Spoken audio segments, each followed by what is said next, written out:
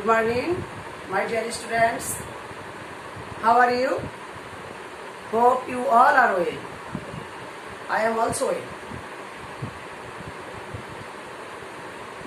Certainly, you know me, yet I am introducing myself. I am Rali Shaha, Senior English Teacher, Hazrat Shah Ali Girls High School. In the last class, I discussed about the rules of interrogative sentence. Active to passive. I also gave you 12 sentences as homework. I hope you all have done the homeworks. As it is not possible to check your homeworks, I am showing you the answers of homeworks. You will check it yourself. I know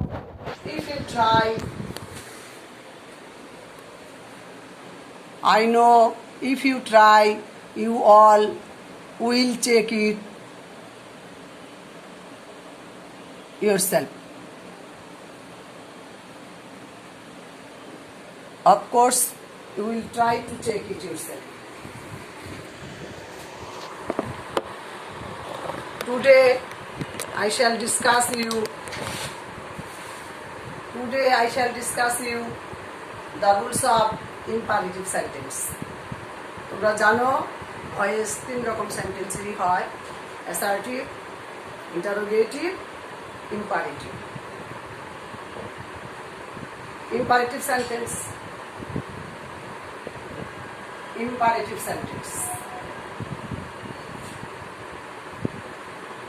imperative সেন্টেন্সের রুলটি assertive এবং ইন্টারোগেটিভের চাইতে আলাদা। কাজে খুব ভালো করে খেয়াল করো, তবে খুব সহজ। ইম্পারেটিভ সেন্টেন্স সব সময় ভয়েস যুক্ত। ও আগে বলে নিই, ইম্পারেটিভ সেন্টেন্স কাকে বলে? যে সেন্টেন্স দ্বারা আদেশ, উপদেশ, নিষেধ, অনুরোধ ইত্যাদি বোঝায় তাকে ইম্পারেটিভ সেন্টেন্স বলে। ইম্পারেটিভ সেন্টেন্স সাধারণত কি দিয়ে শুরু হয়? ভার্ব দিয়ে শুরু হয় আর লেট দিয়ে শুরু হয়। এই দুইভাবে ইম্পারেটিভ সেন্টেন্স শুরু হয়। প্রথমে হয় ভার্ব থাকবে, নয় প্রথমে লেট থাকবে।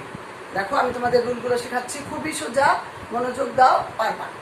প্রথমে লেট, যদি স্ট্রাকচারটা হবে লেট প্লাস অবজেক্ট। অবজেক্ট মানে অ্যাক্টিভ ভয়েসের অবজেক্টকে এখানে অবজেক্ট, লেটের অবজেক্ট করবে। তারপরে বসাবে একটা বি, তারপরে বসাবা ভি3। ভি3 মানে মূল ভার্বের পাস্ট পার্টিসিপল। এই একটা কথায় সব সময় মিল আছে। অ্যাসার্টিভ, ইন্টারোগেটিভ, ইম্পারেটিভ সব সময় প্যাসিভ ভয়েসে মূল ভার্বের পাস্ট পার্টিসিপল ফর্ম বসে। দেখো, আমি একটা ভয়েস করি, ডু দা ওয়ার্ক। এটা অ্যাক্টিভ ভয়েস। আমরা কি করবো? এটাকে প্যাসিভ ভয়েস। কিভাবে করবো? দেখো, আমি স্ট্রাকচারটা এখানে লিখেছি। স্ট্রাকচারটা খুব ভালো করে খেয়াল করো। এটা মনে রাখতে হবে যে আগে ধরতে হবে এটি ইম্পারেটিভ সেন্টেন্সের ভয়েস। তখনই মনে করতে হবে ইম্পারেটিভ সেন্টেন্সের ভয়েস সবসময় লেট দিয়ে শুরু হয়। কি হবে? প্রথমে লেট, গেল লেট। তারপরে কি হবে? অবজেক্ট। দেখো, ভার্বের পরেরটা এখানে অবজেক্ট হচ্ছে দা ওয়ার্ক। লিখবো লেট দা ওয়ার্ক। তারপরে কি লিখবো? তারপরে নিয়মে কি আছে? বি। আমরা এখানে কি বসাবো? বি। তারপরে কি আছে? ভি3। ভি3 মানে মূল ভার্বের past participle, do, did, done. Voice শিখতে ভার্বের পাস্ট পার্টিসিপল অবশ্যই জানতে হবে। এই জন্য তোমাদের অনেক ভার্ব, তোমরা স্ট্রং ভার্ব, উইক ভার্বের, কনজুগেশন অফ ভার্বের চ্যাপ্টারটা বের করে নিবে। বেশ কিছু ভার্ব আছে ওখানে, অন্তত সব না পারলেও কমন ভার্বগুলো তোমরা অবশ্যই অর্থ, past form, past participle form, spelling সহ অর্থাৎ বানান সহ শিখে নিবে। কারণ তুমি যদি মনে করো নিয়মটা সম্পূর্ণ ঠিক করলা, কিন্তু ভার্বের পাস্ট পার্টিসিপল লিখতে হঠাৎ বানানটা ভুল করে ফেললাম, তাহলে নিয়ম শিখেও কোনো লাভ হবে না, তোমার সেই ভয়েসটা কাটাই যায়। কাজে ভার্বের ব্যাপারে খুবই কেয়ারফুল হতে হবে। এখন আরেকটা উদাহরণ দিই, নেগেটিভ করি একটা, do not make a noise. এটাও ইম্পারেটিভ সেন্টেন্স, নেগেটিভ ইম্পারেটিভ। তাহলে এটাকে আমরা ভয়েস কিভাবে করবো? প্যাসিভ। আমাদের লেট ছাড়া কখনো প্যাসিভ ভয়েস হবে না, লেট দিয়ে করতে হবে ইম্পারেটিভ সেন্টেন্সে। লেট নট আছে, আমরা লেটের পরে নট বসাই, লেট নট। তারপর আমরা অবজেক্টকে সাবজেক্ট করব, এটা object, let not a noise. তারপরে আমাদের নিয়ম অনুসারে কি বসবে? বি। তারপরে মূল ভাব, এখানে ডু নট দিয়ে শুরু হলে ডু নটের পরে মূল ভাব থাকে। এখানে মেকের পাস্ট পার্টিসিপল হবে মেড। দেখো অবশ্যই বুঝতে পারছো যে ডু নট দিয়ে অর্থাৎ নেগেটিভ ইম্পারেটিভ হলে লেট নট দিয়ে আমরা শুরু করব, আর বাকি নিয়ম সব স্ট্রাকচার অনুসারে। আমি আরেকটু উদাহরণ দিচ্ছি, দেখো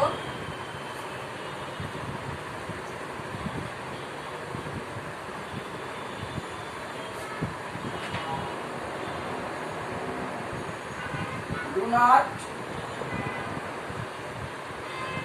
look down, do not look down upon the poor. এখন তো এই ভয়েসটি কিভাবে হবে আমরা শিখেছি। ডু নট অর্থাৎ নেগেটিভ বলে লেটের পরে নট দিব, লেট নট। আমাদের অবজেক্ট কোনটা? অবজেক্ট হচ্ছে দা পোর। আমরা এখানে লিখবো late not the poor.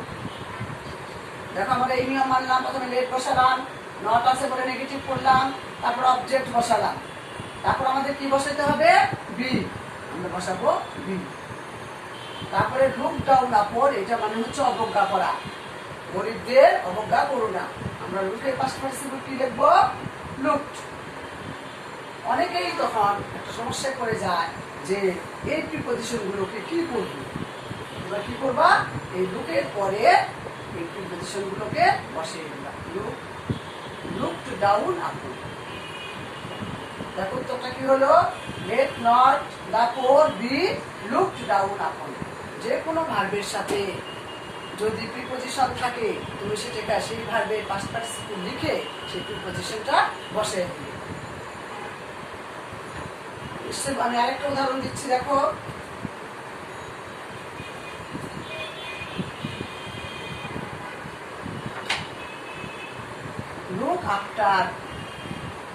look after your parents.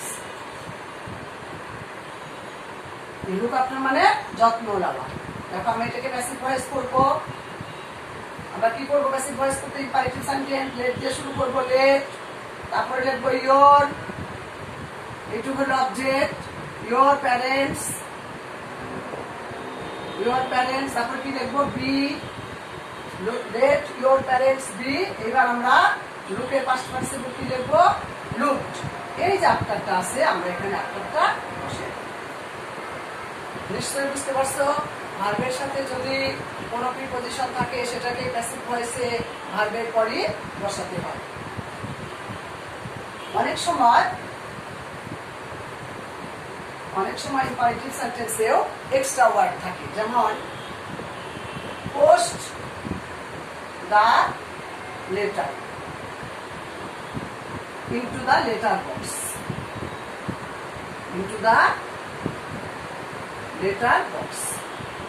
দেখো ভয়েসটি দেখতে অনেক বড় মনে হচ্ছে।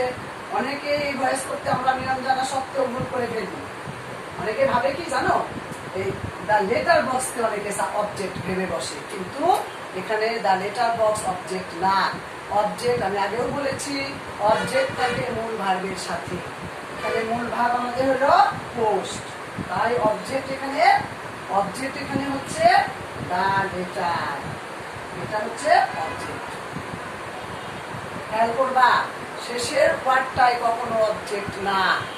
যদি অবজেক্টের পরে অতিরিক্ত ওয়ার্ড থাকে, সেই ওয়ার্ডগুলোকে আমরা ভার্বের পরে অথবা শেষে বসিয়ে দিই। অবজেক্ট ধরতে ভুল করা যাবে। এখানে অবজেক্ট হচ্ছে দা লেটার। ভুলেও তোমরা দা লেটার বক্সকে অবজেক্ট ভাববে না। অবজেক্ট ঠিক করার সময় অবশ্যই চিন্তা করতে হবে। আমরা এটা ইম্পারেটিভ সেন্টেন্স কি দেব, লেট, অবজেক্ট লিখবো দা লেটার, দা লেটার। তারপর আমরা নিয়ম অনুসারে লেট লিখলাম, আমরা অবজেক্ট লিখলাম, তারপর আমরা বি লিখবো, তারপর আমরা V3 লিখবো। দেখো V3 এখানে পোস্ট, পোস্টেড, পোস্টেড। এখন আমাদের কিছু অতিরিক্ত কথা রয়ে গেছে ইনটু দা লেটার বক্স। সেটা যাই থাকুক, অতিরিক্ত অংশ আমরা ভার্বের পরে বসিয়ে দিই। Into the letter box. নিশ্চয়ই বুঝতে পারছো? এখন দেখো আমরা আরেকটা নিয়ম ফলো করবো এখন। সেটা হচ্ছে আমাদের কখনো কখনো লেট দিয়ে ভয়েস শুরু হয়। যেমন let me do the work. তোমাদের আগেই বলেছি ইম্পারেটিভ সেন্টেন্স ভার্ব দিয়েও শুরু হয়, আবার লেট দিয়েও শুরু হয়। যদি এখানে নিয়মটা বলে নেই, যদি এখানে লেটের পরে কোনো অবজেক্ট থাকে, ব্যক্তিবাচক অবজেক্ট থাকে, সেটা সেই অবজেক্টকে লাস্টে বাই দ্বারা অবজেক্ট করতে হবে। কি বললাম? লেট দিয়ে যদি কোনো ইম্পারেটিভ সেন্টেন্স শুরু হয়, তাহলে লেটের পরের অবজেক্টটিকে প্যাসিভ ভয়েসের শেষে বাই দ্বারা অবজেক্ট করতে হবে। দেখো আমরা এটা করি, কিভাবে করবো দেখো। একই নিয়মে শুরু করব। লেট দিয়ে শুরু হলো, আমরা ভয়েসটি লেট দিয়েই শুরু করবো।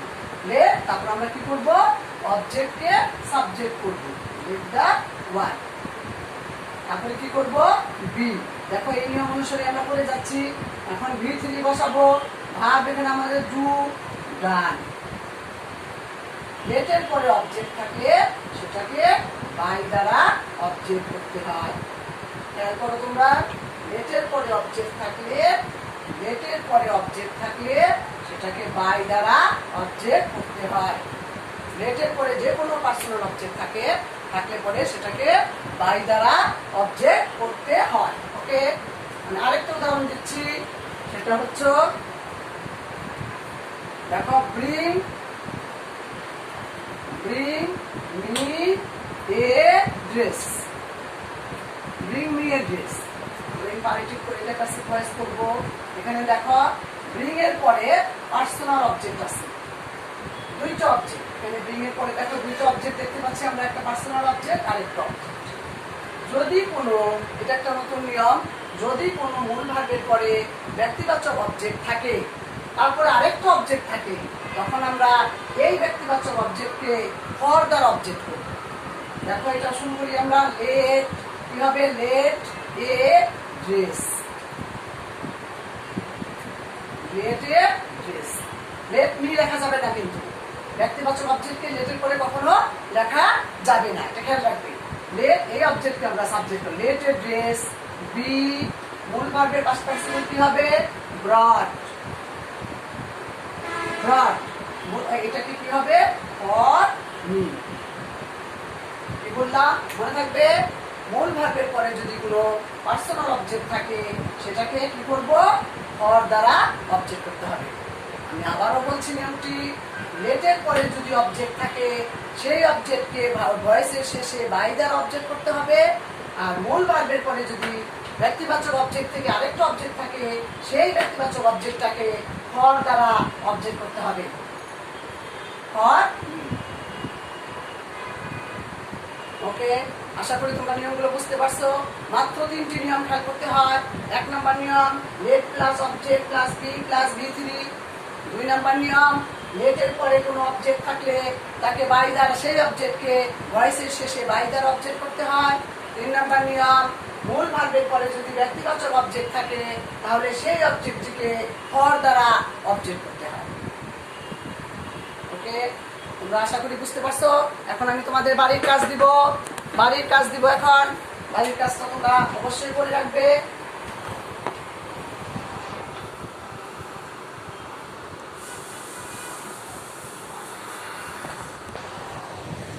আমি তোমাদের এখানে 10টি ইম্পারেটিভ সেন্টেন্সেরই বাড়ির কাজ দিলাম। তোমরা যদি রুলগুলো বুঝে থাকো বা ভালো করে খেয়াল করো, তোমরা অবশ্যই এই 10টি ভয়েসের বাড়ির কাজ করতে পারবে। ক্লাস ভালো করে ফলো করে বাড়ির